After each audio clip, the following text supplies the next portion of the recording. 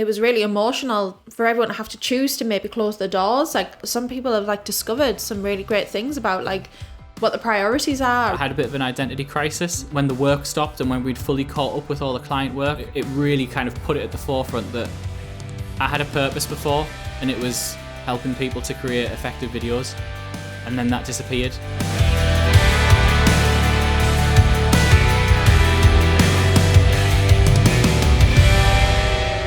Hello and welcome to episode 10 of the Grow Your Business with Video podcast. I'm your host, Alex Wardle, and I've got my lovely co-host here with me as well, Naomi Watson. How's it going? Hello. So we're still at home. We're still recording our podcast from the kitchen. I have taken over the kitchen with all of the gear. And we're still, well, we're not really in lockdown now, are we? At the time of recording this, we are on our way out.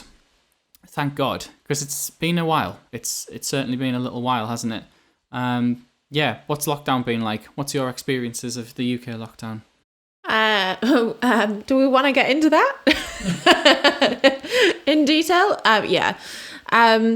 Well, to be honest, at the beginning, when we went into full lockdown, and the rules were quite clear of stay inside, and you're allowed out for exercise for 1 hour a day. Even though that was so unusual, it just was nice and clear, and it made sense. And I'm actually quite missing only being allowed outside for once a day, because now we're allowed out for as long as we want. I've stopped exercising. Indeed. It's funny, isn't it? Yeah, I'd actually, like, in the planning for recording these episodes, I was doing a bit of research and kind of looking back at my calendar and some photos that I'd taken since the start of the lockdown, obviously at the end of March. And I'd forgotten about the 1 hour a day exercise thing. Like, only leave your house for one reason, and for essential reasons and essential travel. All of that was a thing, wasn't it? Not long ago. And you're right, like, we got into a really good habit, didn't we, of walking every day, because we were desperate to get outside and leave the house, yeah. And because the threat of it not being allowed, of it being taken away. Yes. So that's a lesson in itself, really, isn't it? About sort of scarcity, I guess, and restriction. But anyway, that's not what I intended to talk about today. However, we are going to keep things on the lockdown, because our sort of big announcement that I have already kind of shared on social media and whatnot, but I suppose this is going to make it official, is that our documentary about the lockdown, specifically about Northeast businesses and how they have adapted and kind of overcome the challenges of lockdown, is on the way. It is going to be released rather soon as well. So for a bit of context, for the past, I think it's 3 or 4 weeks now, maybe a little bit longer, we have been going out to businesses, and we've been going to meet entrepreneurs as well. So people who are in all manner of industries and run businesses of different shapes and sizes. And we've just been interviewing them about their lockdown experiences from a business perspective. What have they done differently? Are they surviving? Are they thriving? Asking them all kinds of questions. But my big thing that I wanted to do with this is keep it positive. I really wanted to kind of spread the good word of these businesses, because, as dear listener or dear viewer, you don't need me to tell you how negative and kind of anxiety-inducing the media has been recently. Like, it's bad enough anyway, and then when the coronavirus thing hit, it seemed like wherever you turned, it was all just kind of bad news and a lot of uncertainty and worry about the future. But I knew that there were good stories in there as well. It didn't actually take long, did it, before really positive stories started coming out about businesses who've like completely adapted and changed to continue serving their customers. Not only that, which is good for the business itself, but continue to like delight them as well. Yeah. And businesses that, perhaps some people thought they might not survive at all, or maybe that they would kind of go dormant for a few months, however long this thing would last, and then come back. Or would they come back as well? Yeah. They've actually, I'm not going to say the P word, but they have adapted.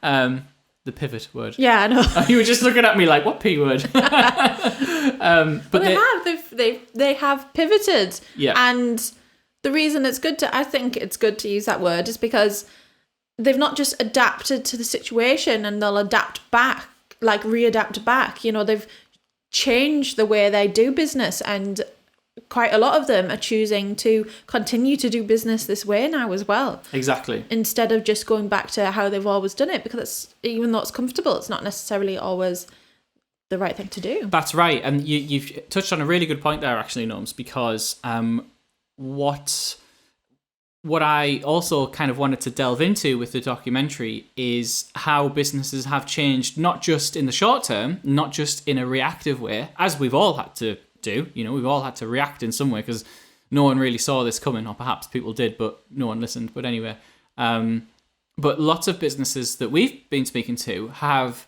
changed for the better for the longer term. The way that they've had to react in the current situation, they've actually realized a lot of things. Maybe, you know, some of their working practices could have been better optimized, or maybe the way that they even have like staff meetings, working from home, obviously, that's been a big thing. And we've spoken to quite a few people who are going to keep some of the changes that they've made because it's going to actually be better for the long term. And it's, you know, it's an interesting thought, isn't it? Like, would they have discovered these better working practices and better systems and whatnot if this hadn't happened? And there's been quite a few examples of that. So, this is just one of the themes that we talk about in the documentary, and that we've managed to kind of pull out of people in our interviews with them. And again, just to kind of contextualize it a little bit further, the reason this all kind of came about, you know, and I think this is kind of worthwhile sharing, sort of our lockdown story, because it ties in with the themes of the documentary as well, one of them being kind of authenticity. And I think it's really important to be open and honest on, well, as much as you can, especially on things like social media as a business owner, because I was speaking to someone the other day about this, and he said, I think you can sniff inauthenticity a mile off, and it really puts people off. And aside from anything else, I'm a big advocate of just being honest anyway, and not being someone who kind of just shows a highlights reel on social media, because that ends up in all kinds of issues of its own. So anyway, with all that being said, a really quick sort of run through. When I was putting together this little timeline, I actually came across the first instance that I sort of heard of coronavirus. I was emailing a client. We were going to be doing some live streaming for some of their customers who were over in China.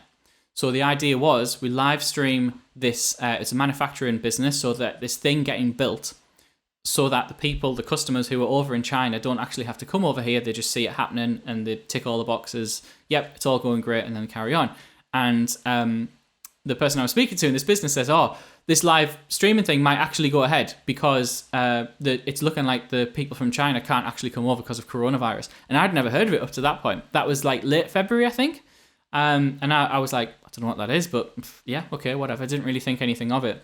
And then like us all, you know, the signs, it just kind of ramped up exponentially, didn't it? And you saw people talking about it. There's this thing happening on the other side of the world, and we got all the stories of like, it'll be fine, like it's not going to come here. And then when it did come here, it was like, no, we're going to contain it, it's fine. And it happened in Newcastle first, closer to where we're based, and it was like, oh gosh. Yeah, exactly. And it soon became pretty real, didn't it? And so to really quickly sort of rattle through, it happened, lockdown was announced, and essentially the business dried up.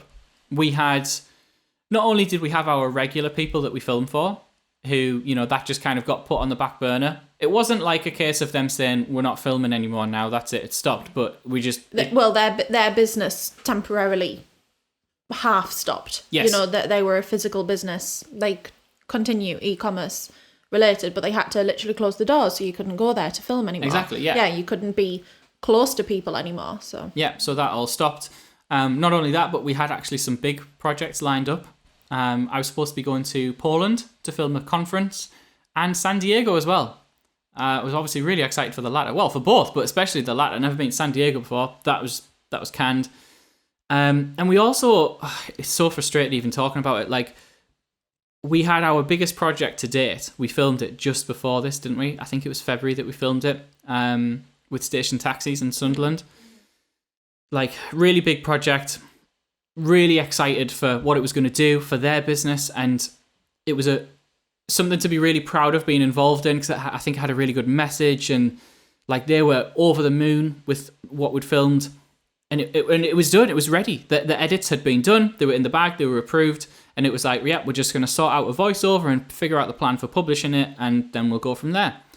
And then this hit, and frantic conversations. It quickly became clear. They said we could release this now, but because of everything that's going on and how distracted, for want of a better term, people are, it's not going to get a great reception. It's not going to get a great result. It's just not the right time. And so that just got put on the back burner. So if I'm being completely honest, as I think we should be, I was like really downtrodden by this. And looking back, there was definitely a sort of period where I didn't really do much, and I kind of wallowed for a bit. That's what I've wrote in my notes. Like, the timeline's like, at this point I wallowed, because I just was thinking, there's this restriction that's been put on us doing any kind of work for anyone.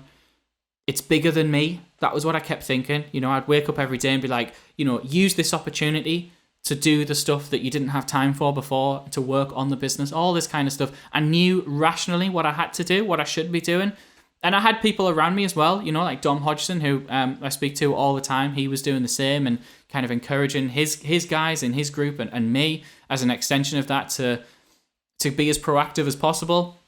But I think probably for about a week I just played Xbox and sulked about it. And then it was like, okay, what can I actually do to make the most of this situation, however small, So I wallowed for a little bit, and then I decided, right, get off my arse and work on the business now. So I decided to join the Success Engineers Accelerator group. We talk about Success Engineers all the time. Our good friends Dino and Simon, they have a group where business owners and entrepreneurs can jump in and kind of all collaborate and throw ideas around with each other. And they have a session every week where we jump on a Zoom call and we delve into some specific problems that we're having.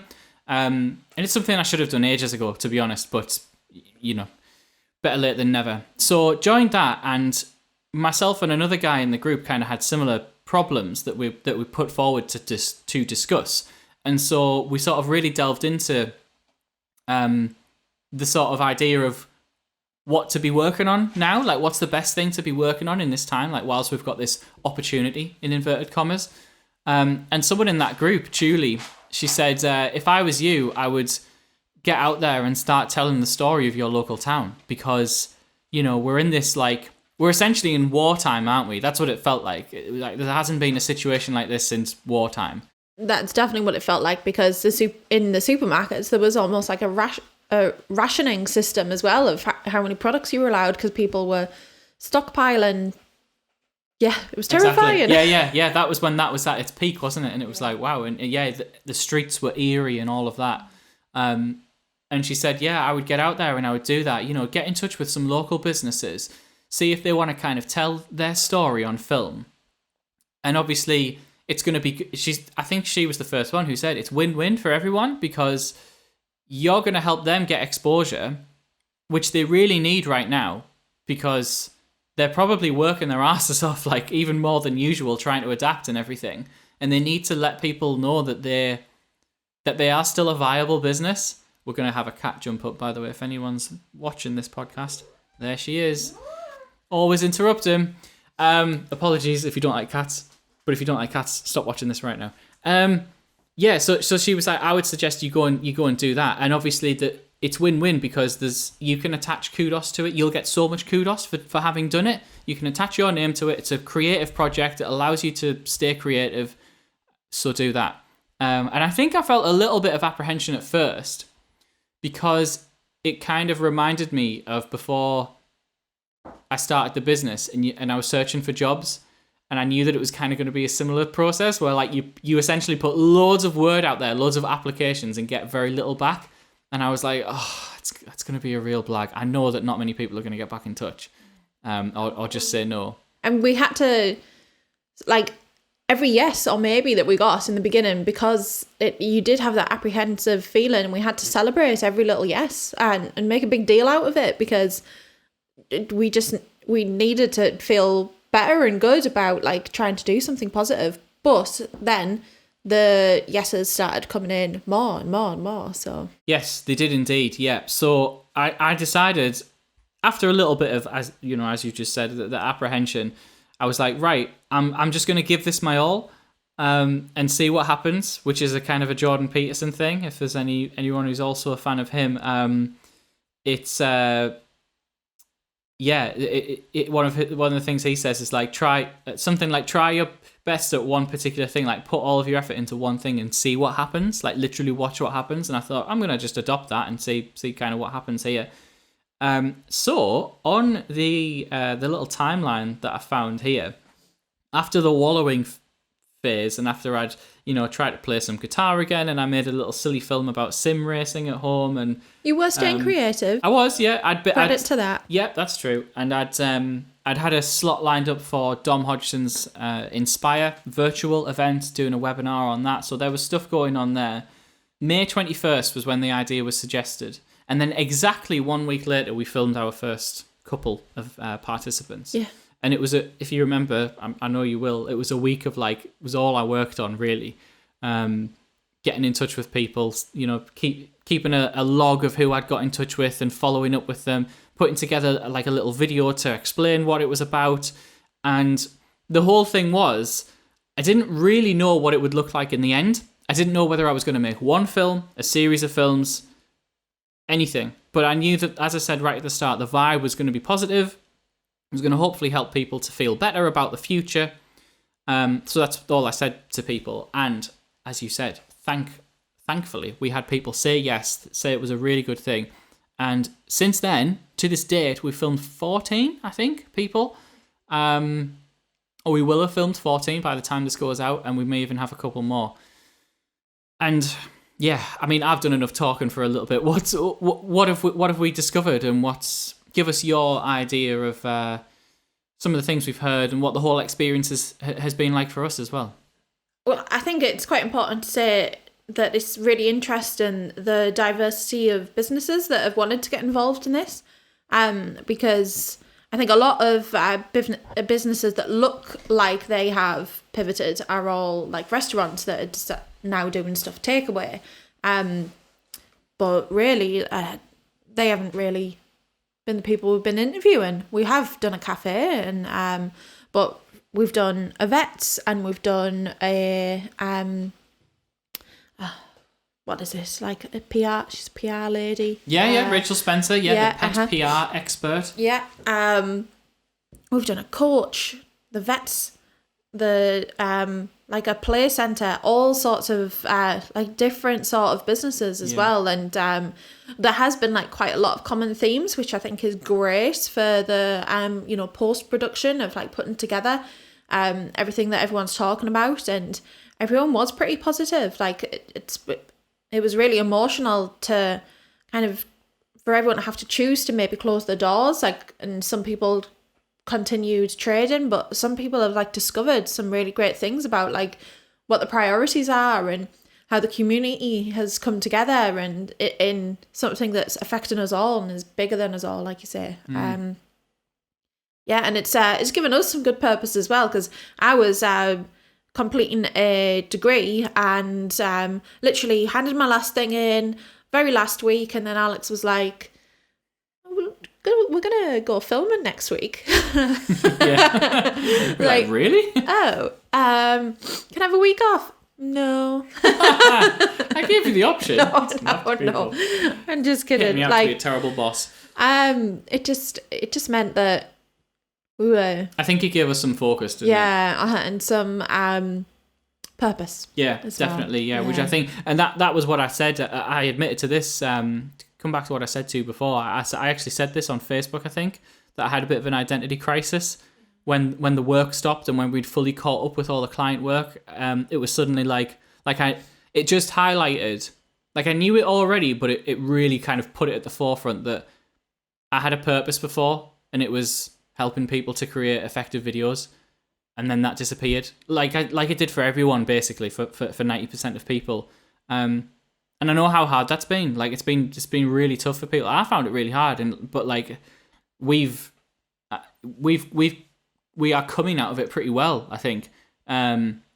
And I know how hard some people have had it. So, again, that's another driver why I really wanted to do this, because even if we did encounter some difficult stories or, some sort of tales of tribulations that people have had, I wanted to just put the slant on it being positive for the future. And all the examples that you give there, the people we've spoke to have done so. It's been amazing. And you're absolutely right as well about the common themes. That's been really interesting, I think. We've spoken to lots of different people, but we've asked them all like essentially the same questions. And it's been really interesting to hear the common themes throughout it. But I'll save some of the details of that until the actual documentary is released. I think what's interesting too is that like we have also had to adapt like how we work as well, like because usually we would put microphones on people and have to get quite up close and personal, and we had to change how we did that. That's when true. we were going to businesses.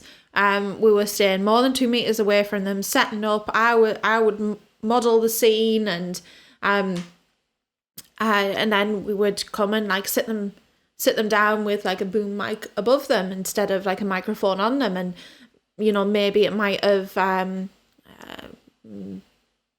like altered the quality, but like we worked around it, and so like most other businesses we had to adapt as well. It's true. Yeah, it's a really good point actually. Yeah. Thanks for mentioning that. Like you say, mics on big stands that are like 3 meters away from anyone. Long lenses. That's definitely been a big thing. Yeah, it has been a really interesting kind of change. And I think actually in a way like that has been good. The benefit of that is that what you often find, don't you, is like with any creative pursuit, restriction actually brings about better results usually. If you restrict yourself deliberately to, like I'm only going to paint this one color, or I'm only going to